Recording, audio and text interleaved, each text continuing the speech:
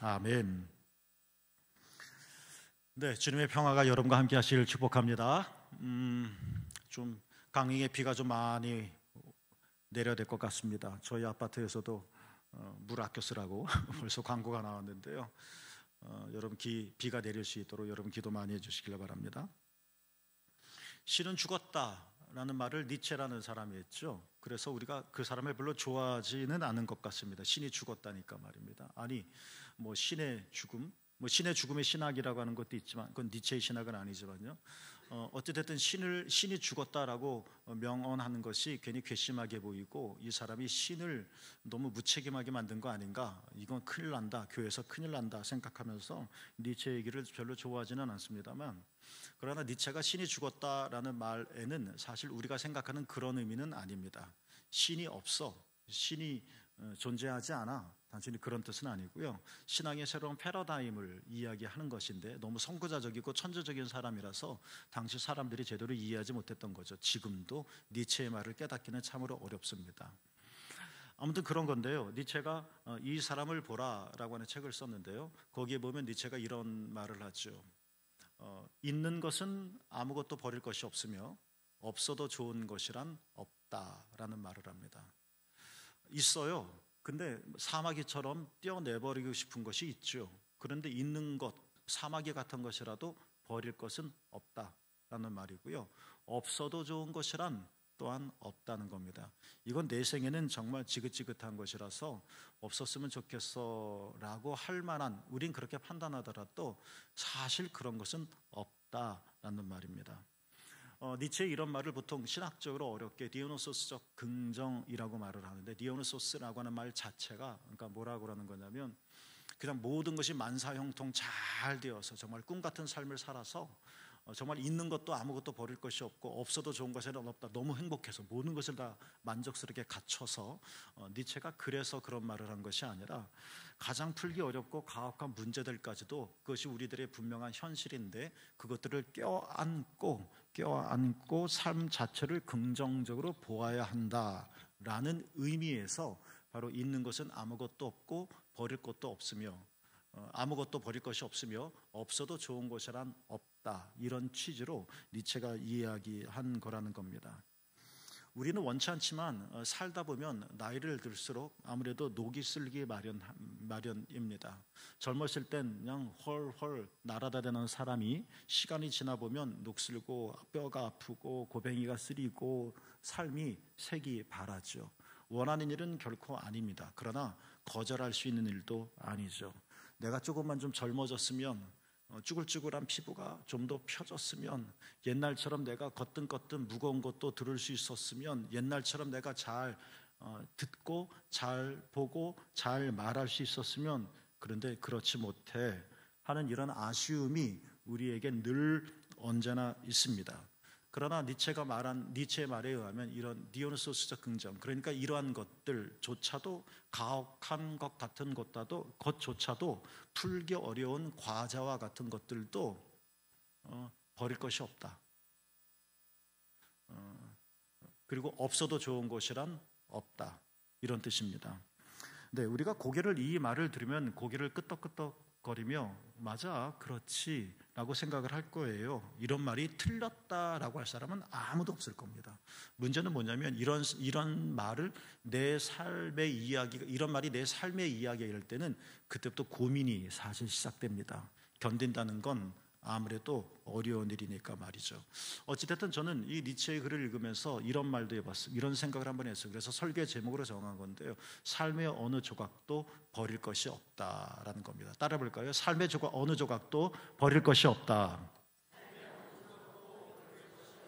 이게 무슨 말일까? 단순히 긍정적인 사고방식, 적극적인 사고방식을 말하는 것은 아니고요.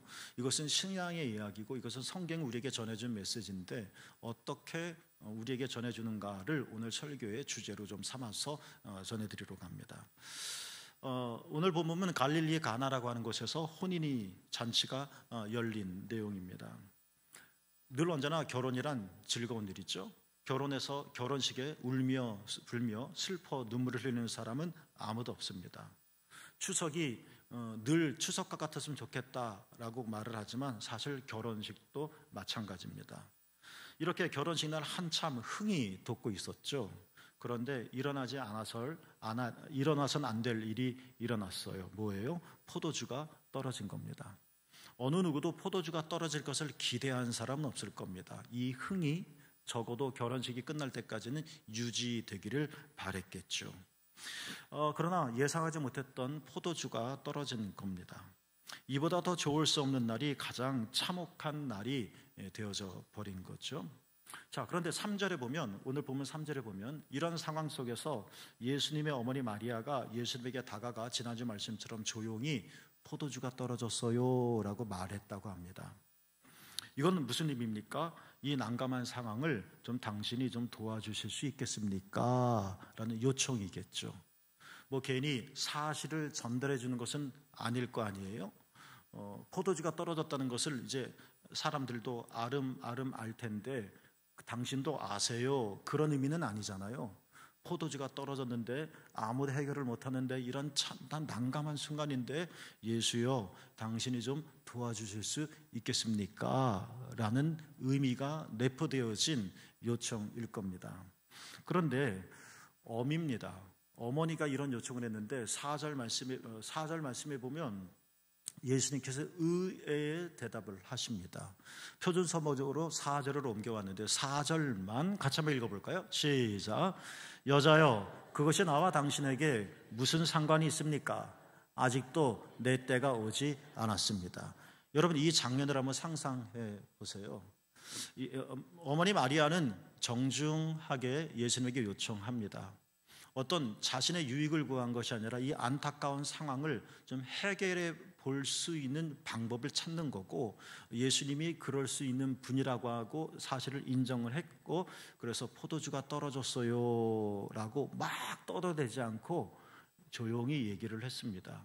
그런데 예수님의 대답이 뭐라고요? 여자여 라고 했습니다. 뭐 주석적인 해석은 둘째 치더라도 어머니에게 여자여 라고 하는 것도 괜히 좀 섭섭하게 느껴지는 것 같고, 그 다음 말, 아니 이것이 당신과 나에게 무슨 상관이 있습니까? 라는 말은 갑자기 더 할 말이 없을 것 같은, 더 말해서는 안 될 것 같은, 갑자기 장벽이 쳐진 것 같은 느낌을 받게 됩니다. 아직도 내 때가 되지 않았어요. 뭐 당신의 때가 안 됐다면 나도 어쩔 수 없지만 그래도 이거 어떡하지? 진짜 마리아는 난감했을 겁니다. 이 말, 그것이 나와 당신에게 무슨 상관이 있습니까? 라는 말은 듣기에 사실상의 거절처럼 들리는 겁니다. 그런데 마리아에 이어지는 말이 더 놀랐습니다. 5절인데요. 마리아가 종에게, 하인들에게 한 말입니다. 마치 마리아는 4절에 예수님의 말씀을 듣고도 조금의 흔들림이 없다는 듯이 하인들에게 이렇게 말을 하죠. 같이 한번 읽어보겠습니다. 5절만 읽습니다. 시작. 무엇이든지 그가 시키는 대로 하세요. 우리는 요한복음 2장에 나오는 4절과 5절 말씀을 아주 자연스럽고 당연하게 익숙하게 이해를 합니다. 그런데 만약 요한복음 2장 가나의 혼인잔치 이야기를 처음 읽는 사람이라면, 그리고 세심하게 읽는 사람이라면 4절과 5절이 자연스럽지 않다는 걸 느낄지도 모를 겁니다. 3절 도와주시겠습니까? 4절 나와 당신하고 무슨 상관입니까 이게? 그럼 끝난 거 아닙니까? 그런데 예수님은 생각조차도 하고 있지 않은데 마리아는 지금 뭐 하고 있습니까? 하인들에게 예수가 시키는 대로 다 하세요. 마치 예수가 이미 허락한 것처럼 그 다음 조치를 취해 나가고 있는, 그러니까 4절과 5절이 뭔가 자연스럽지가 않아요. 그렇죠? 이것은 4절과 5절의 관계인데 저는 이것들을 좀 확장해서 우리의 삶도 이렇게 순조롭지 않을 때가 있다.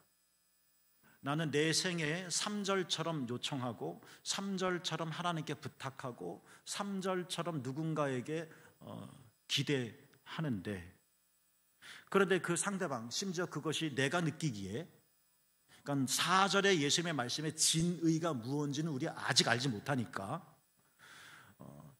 우리가 상식적으로 듣기에 4절의 예수님 말씀처럼 내가 정중하게 부탁했는데 포도주가 좀 다시 있었으면 좋겠어요 라는 부탁에 단호하게 절벽치듯이 거절당하는 아픔을 겪습니다.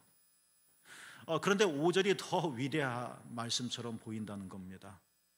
우리는 이거 어떡하지? 예수님은 이제 끝났어. 예수님은 관심 없으셔.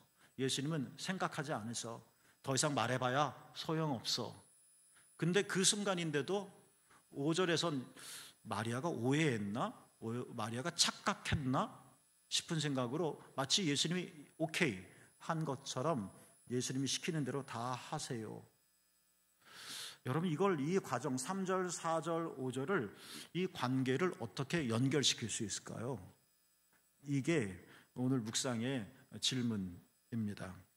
이렇게 부자연스러운 4절과 5절의 연결처럼 우리의 삶도 순조롭지 못합니다. 자연스럽게 연결되어지지 못할 때가 많이 있습니다. 예상하지 못했던 절벽이 우리 갈 길을 가로막을 때가 있고, 예상하지 못했던 소식이 우리 틈 사이로 파고들 때가 있고, 나는 잔뜩 기대하고 이건 뭐 거의 100%에 가까워 라고 했는데 그것이 그렇지 않은 참 난감한 경험을 하게 될 때도 있습니다. 그런데 마리아는 5절처럼 얘기했다는 겁니다. 이 사람이 주변 머리가 없는 건지, 마리아가 눈치가 없는 건지, 아니면 마리아도 뭐가 생각이 있기 때문에 5절처럼 말한 것인지, 이렇게 순조롭지 않은 우리의 현실 속에서 5절 마리아의 말의 의미가 무언지를 한번 우리가 묵상해 보고, 그 묵상에 따라서 신앙이란 어떤 것인지를 함께 여러분과 좀 나눠보려고 합니다. 니코스 카잔차키스라고 한 사람이 있는데, 이 사람이 책에서 자신의 이야기를 합니다. 어느 날 우연히 올리브 나무에서 유충 하나를 보게 되어지죠. 그리고 그 유충을 자기 손바닥 위에 이렇게 올려놓습니다. 그 이유는 뭐냐면, 그리고 유충을 이렇게 가만히 들여다보면서 유충이 고치에서 나와서 나비가 되는 이 신비로운 생명의 순간을, 탄생의 순간을 가장 가까운 곳에서 보고 싶었던 이유였습니다. 기대감이 얼마나 설렜을까. 그리고 빨리 나비가 되었으면 좋겠다. 그래야 그 광경을 볼 수 있으니까. 하루 종일 이러고 있을 수는 없잖아요. 그런데 시간이 너무 더뎠습니다. 고치가 새롭게 나비로 탄생할 생각을 보이지 않는 겁니다.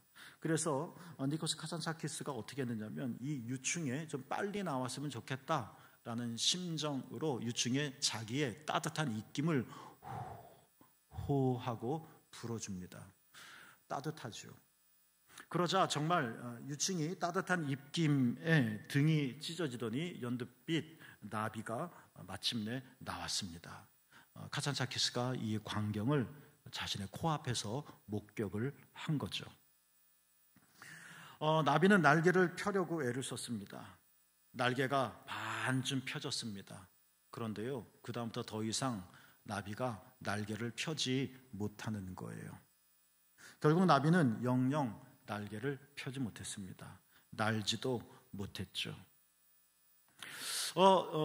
이 카잔차키스가 자기가 경험했었던 이런 이야기에 대한 어떤 설명을 하는데,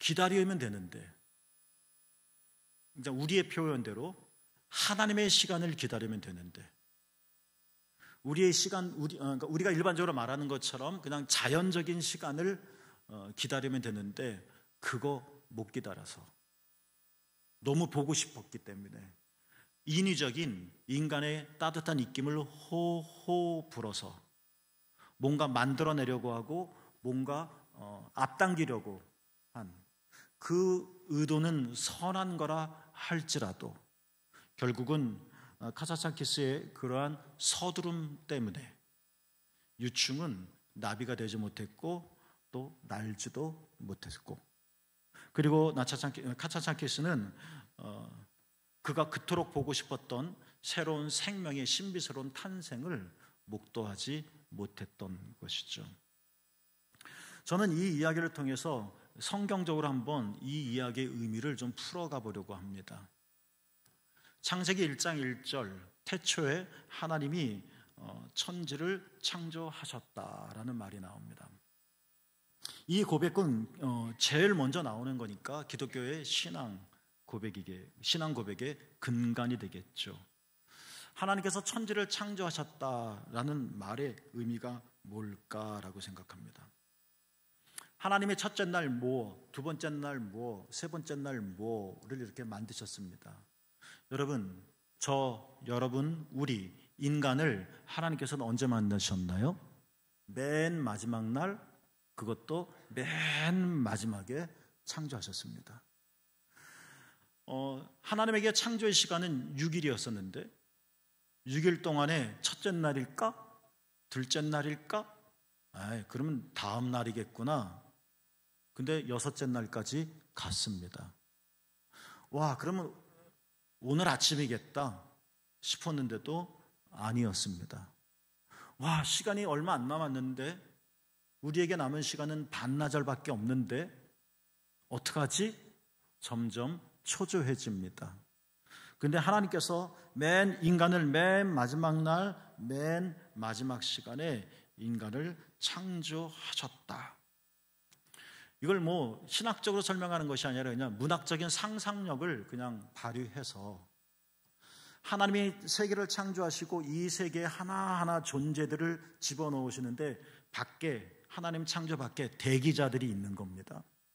첫째 날 하나님께서 말씀하시니 대기했던 자가 이렇게 나와서 창조되는 겁니다. 이런 식으로 우리가 그냥 상상력을 동원한다면 첫째 날부터 시작해서 꽃들은 피고 새들은 하늘을 날고 태양과 별은 빛을 내며 자신의 존재감을 마음껏 뽐냅니다.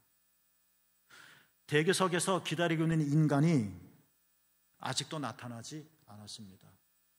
그래서 무대에 선 향을 내는 꽃, 날개짓을 하는 새, 반짝반짝 빛나는 별을 보며 나는 언제 무대에 들어갈까 기다립니다.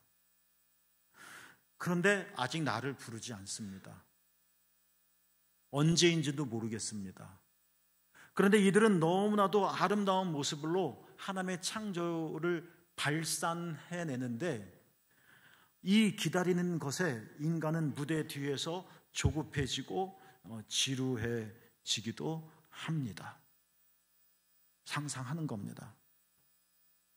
이런 조급함과 지루함, 나도 꽃들처럼 빨리 이 세계에 나가서 내 멋을 마음껏 뽐내고 싶은데, 나도 인간이야 하면서 하나님 만드신 이 존재의 고귀함을 드러내보고 싶은데 이게 내 마음대로 안 되는 겁니다.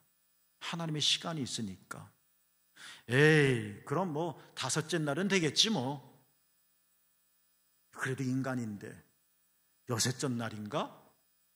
아침도 소식이 없고 진짜 마지막 날 마지막 시간에 인간아 하고 하나님이 부르셨고 역사 속에 인간이 창조되었습니다. 이 6일 동안에 인간은 얼마나 조급하고 또는 얼마나 무대 뒤에서 지루했을까. 그런 인간은 어쩌면 카잔차키스처럼 유충에게 너무나도 보고 싶어서 부화의 과정을, 자기의 따뜻한 입김을 불어넣고 싶은 유혹을 받아 자연의 시간을 어기고 인위적으로 시간을 앞당기려고 하는 욕심이 우리에게 그 마지막 날 창조되는 그 시간을 기다리는 인간에게 생기지 않았었을까 하는 겁니다. 만약 인간이 하나님 안 돼요, 각본에도 없는, 하나님의 창조의 대본에도 없는데 나도 빨리 하고 따뜻한 입김을 불어내듯이 우리가 이 우주 안으로 비집고 들어간다면 우리는 그 카잔차키스의 자전적인 이야기처럼 우리는 나비로 태어났겠지만, 인간으로 태어났겠지만 날개도 제대로 펴지 못하는 이상한 존재가 되었을지도 모르는 겁니다. 자, 그 순간에 인간이 이 무한한 이 기다림, 다른 사람은 자기 자리를 찾아서 영광스러운 몸됨을 뽐내고 있는데 나는 언제일 줄 모르는 이 기다림, 다른 사람은 마음껏 포도주를 마시며 한껏 기분을 돋구고 있는데 우리는 포도주가 떡 떨어져서 어찌할 바를 모르는 이 참 불쾌한 기분, 이 기간은 우리에게 무슨 의미일까? 기다린다는 것은 패배한다는 것도 아닙니다. 기다린다는 것은 저항을 포기한다는 말도 아닙니다. 우리는 이것을 신앙적으로 다시 해석해 보고 싶습니다. 기다린다는 것은 뭡니까? 하나님이 일하실 공간을 만들어야 할 시간이라는 것입니다. 한번 읽어봅시다. 시작. 하나님이 일하실 공간을 만들어야 할 시간. 아무리 유충이 나비가 되는 순간을, 신비로운 순간을 보고 싶다고 해도 그것이 인간의 시간으로 조절할 수 있는 것은 아닙니다. 기다려야 합니다. 하나님의 시간에 맞춰서. 내가 아무리 제일 먼저 무대 위에 나오고 싶지만 기다려야 합니다. 빨리 내 연기를 뽐내고 싶고 내 얼굴을 드러내고 싶지만 기다려야 합니다. 인간은 하나님께서 창조의 일을, 인간만 창조하신 것은 아니시니까 하나님께서 창조의 일을 계속 하실 수 있도록 인간은 어떻게 해야 돼요? 6일을 기다려야 한다는 겁니다. 그러면 손해보는 거 아닌가요? 먼저 한다고 해서 뭐가 나쁜 건가요? 라는 질문을 할 수 있을런지 모르겠지만 내 조급함이 하나님이 하실 창조의 일을 나도 모르게 방해하는 것이구나 라고 깨달아. 나도 빨리 포도주를 만들고 싶고 빨리 사태를 반전시키고 싶고 여러 가지 생각들이 따뜻한 입김을 불어넣으며 앞당기고 싶지만 하나님이 창조의 일을 하실 수 있는 이 6일을 인간이 기다릴 수만 있다면 하나님은 인간을 위해서 마련하신 6일 동안의 최고의 공간을 선물로 얻게 되어질 것입니다. 만약 인간이 꽃이 탄생되어지기보다 먼저 서둘러 머리를 뒤밀었다면 꽃은 인간의 눈에 들어오지 않았을 테니까요. 어쩌면 이러한 의미에서 삶의 어느 조각도 버릴 것이 없다는 말의 뜻이 그런 것이 아닐까 싶습니다. 저는 구약의 창세기 이야기를 해내는데요, 신약의 바울이 골로새서 1장 16절에서 만물이 예수 그리스도 안에서 창조되었다라고 고백합니다. 구약의 창조 사건과 대비하여 예수 그리스도 안에서의 새로운 창조를 말하는 것입니다. 구약의 창조에서 인간이 마지막 날, 마지막 시간까지 기다린다면 이것이 단순히 무한히 기다리는 것이 아니라 하나님이 일하실 공간을 만들어내는 긍정적인 기다림으로 우리가 받아들였을 때 나를 위한 최고의 세계가 마련되어진 것처럼 그리스도 예수 안에서의 바울의 고백처럼 새로운 창조에 대해서도 우린 그리스도인은 하나님께서 우리를 참으로 새롭게 창조하실 만한 충분한 공간을 하나님께 마련해 드려야겠다는 겁니다. 예를 들어보죠. 바울은 자기 몸의 가시가 너무 힘들었습니다. 3번이나 기도했다고 했습니다. 말씀드렸죠? 성경에 나오는 숫자는 늘 언제나 은유적인 의미가 있습니다. 단순히 3일이 아닙니다. 단순히 3번이 아닙니다. 4번 하지 왜 3번밖에 안 했어? 그런 뜻이 아닙니다. 3번을 강구했다는 이야기는 3은 완전수니까 진짜 자나깨라 기도했다는 얘기겠죠. 그러니까 육체의 고난은 바울을 안달나게 만든 겁니다. 어서 떼어버리고 싶었을 겁니다. 그러나 어떻게 됐나요? 바울은 결국에는 주님의 능력이 자신의 가시, 자신의 연약함 돼서 완전하게 되었다라는 고백을 고린도후서 12장 9절에서 마침내 하게 됩니다. 만약 그 유충에 대한 따뜻한 익힘처럼 내가 3번이나 기도했는데요, 이거는 내가 하나님의 일을 하는데 방해가 되거든요 하고 인위적으로 앞질러 갔다면 하나님의 강함은 그만큼 바울에게 있어서 제한되어졌겠죠. 오늘 가나의 혼인잔치에서도 똑같은 질문을 할 수 있습니다. 여러분, 포도주가 떨어졌다. 그냥 우리의 삶의 이야기로 은유적으로 한번 받아들여 봅시다. 포도주가 떨어졌다. 난감합니다. 이 어려움을 극복하기 위해서 우리가 상상할 수 있는 방법은 여러 가지가 있을 겁니다. 밖에서 급하게 포도주를 사오자. 네, 가능한 방법입니다. 아니면 이웃집에서 어쩔 수 없지, 맛있는 건 아니더라도 포도주를 빌려오자. 네, 그것도 가능한 방법일 겁니다. 그 방법이 틀린 것은 아니고 그 방법이 악한 것은 아니지만 여러분 생각해 봅시다. 만약에 사람들이 포도주가 떨어진 이 난감한 순간을 모면하고 견딜 수 없어서 빨리 해결하길 원하여 포도주를 사왔거나 빌려왔거나 급하게 어떤 다른 걸로 대체했더라면 오늘 성경에 나와 있는 표현 그대로 3가지가 불가능할 겁니다. 첫째, 그들은 예수님의 첫 번째 기적을 자신의 현장 앞에서 목격하지 못했을 겁니다. 둘째, 그들은 평생 동안 마셔보지 못했던 정말 가장 맛있는 포도주를 맛보지 못했을 것입니다.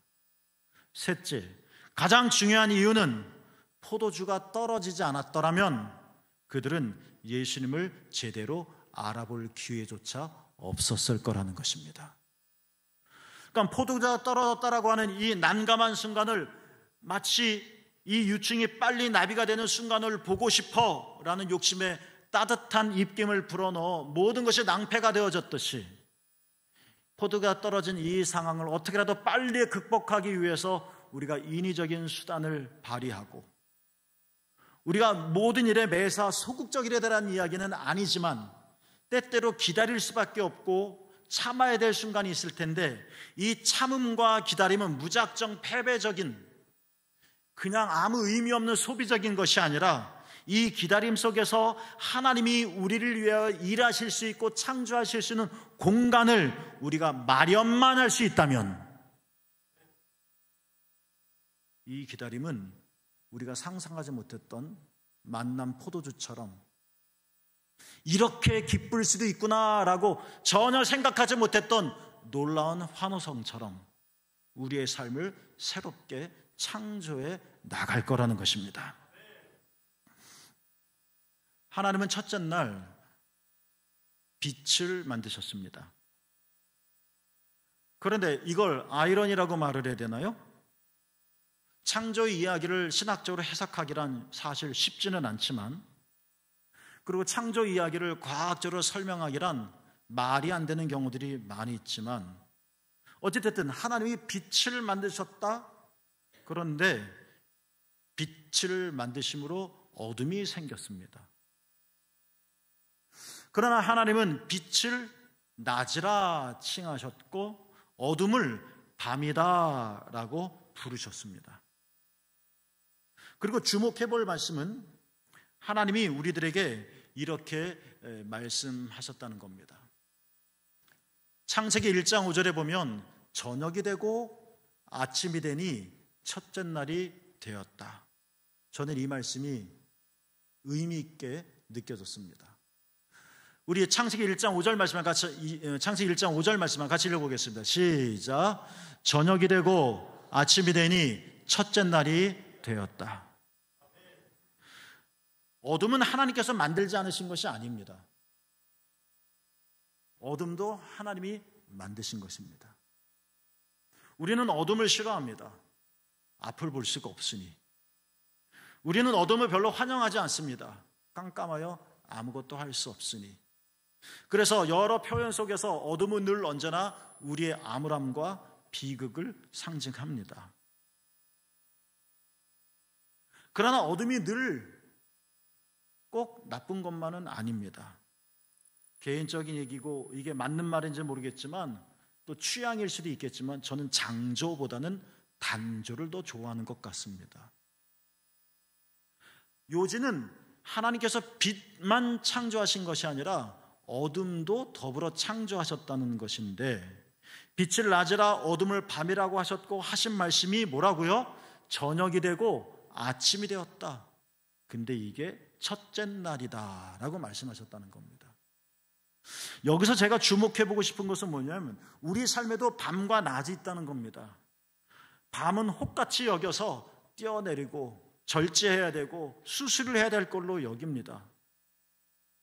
그러나 성경은 아니다라고 말을 합니다. 모든 내 삶이 하나님의 선물이라고 말입니다. 왜냐하면 바로 방금 읽은 창세기 1장 5절 말씀 때문입니다. 다시 한번 읽어볼까요? 시작. 저녁이 되고 아침이 되니 첫째 날이 되었더라. 저는 주석적인 해석이 아니라 그냥 개인적인 지극한 묵상으로 이렇게 풀어봅니다. 우리는 아침에 시작을 합니다. 그리고 우리는 저녁에 하루를 마감합니다. 아침은 그래도 생기가 돋습니다. 그러나 저녁은 찌들어 피곤합니다. 그러니까 아침은 시작이요, 저녁 어두움은 마지막 끝입니다. 그러니까 우리는 아침이 되고 저녁이 되니 이는 첫째 날이라, 이 표현이 우리에게 익숙할지도 모릅니다. 그러나 성경은 그렇게 말하고 있지 않다는 겁니다. 저녁이 되고 아침이 되니 라고 말을 합니다. 여러분, 이 차이를 아시겠습니까? 우리는 오늘 한번 활기차게 일해보자 하고 열심히 일해서 나중에는 파김치와 같은 밤으로 끝납니다. 그러나 성경은 우리에게 그렇게 말하지 않고 우리의 어둠과 같은 저녁이라 할지라도 그 마지막은, 그 저녁은 어디를 지향하냐면 아침을 지향한다는 겁니다.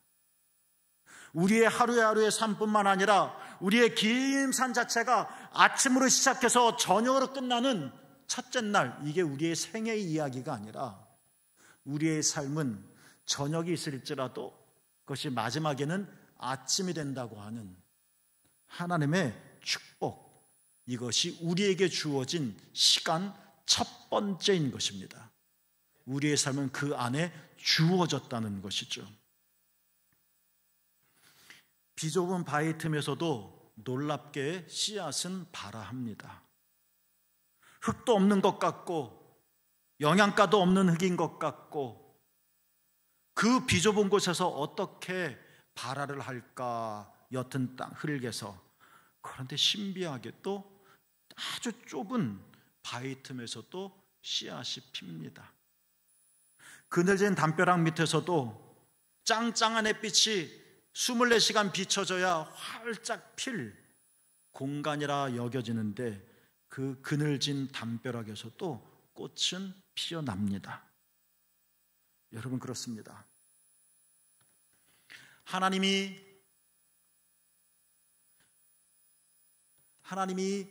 일하실 시간을 우리가 만들어낼 수만 있다면, 여러분의 멈춤이 하나님이 일하시는 공간이 되어지기만 한다면, 여러분의 기다림이 지루함이나 조급함이 아니라 하나님께서 우리를 위하여 만드실 위대한 세상을 기다릴 수 있는 창조의 시간으로 우리가 여길 수만 있다면 삶의 어느 조각도 버릴 것이 없다는 겁니다. 물론 저는 여러분의 삶에 포도주가 떨어지는 것을 기대하지는 않습니다. 정말 그런 일이 없었으면 좋겠습니다. 그러나 경험합니다. 세상은 나에게 마치 내가 예수님의 말을 이해하듯이 나를 거절하신 것 같은, 느낌을 받기도 합니다. 그러나 마리아는 그렇게 받아들이지 않았습니다. 하나님은 창조하신다. 그리스도 예수는 우리를 새롭게 만들어 가신다. 여러분, 하나님은 세상을 만드시고 보시기에 좋았다 하셨죠? 그리고 인간을 창조하신 후에는 보시기에 심히 좋았다라고 말씀을 하셨습니다. 마지막이 좋은 것이고 최종적인 것입니다. 심히 좋은 인간, 그 인간이 바로 여러분이십니다. 하나님께서 정말 보기 좋았다는 인간이 바로 맨 마지막 날, 맨 마지막 시간에 창조되어진 여러분이라는 것입니다. 하나님께서는 그리스도 예수 안에서 여러분의 삶을 매번 아름다운 존재로 재창조하실 것입니다. 우리가 하나님이 일하실 공간을 만들어 낼 수 있다면 말입니다. 여러분, 여러분의 항아리가 만남 포도주로 가득 찰 수 있게 되기를 주님의 이름으로 축복합니다. 기도하겠습니다.